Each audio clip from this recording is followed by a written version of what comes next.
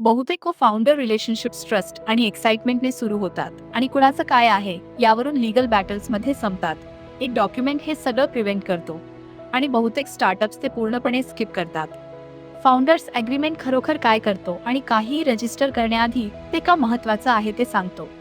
हे लेखी ठेवतं की कुणाकडे बिझनेसचा किती पर्सेंटेज आहे, कोण कोणते डिसिजन्स घेतो आणि एखाद्या फाउंडरला निघायचं असेल तर काय होतं. त्यात वेस्टिंग शेड्यूल आहे, म्हणजे इक्विटी पहिल्याच दिवशी मिळत नाही, ती कालांतराने अर्न होते. तर 6 महिन्यात को फाउंडर एक्झिट झाला तरी तुमच्या कंपनीचे 40% घेऊन जाणार नाही. IP ओनरशिप पण कव्हर होतं. बिझनेससाठी बनवलेला कुठलाही प्रोडक्ट, कोड किंवा आयडिया लीगली बिझनेसचा असतो, इंडिव्हिज्युअलचा नाही. नॉन कम्पीट आणि कॉन्फिडेन्शियलिटी क्लॉजेस ॲड का आणि अर्ली स्टेज स्टार्टअप्स नष्ट करणारे सर्वात मोठे लूपहोल्स बंद झाले. हे बोर्ड गेमच्या रूल्स सारखं आहे. गेम सुरू होण्याआधी सगळे अग्री करतात, मध्येच करायला उशीर होतो. फंडिंग राऊंड्समध्ये इन्व्हेस्टर्स हे मागतात. इनकॉर्पोरेशन आधी, इक्विटी इश्यू होण्याआधी, काहीही बांधण्याआधी ड्राफ्ट करा.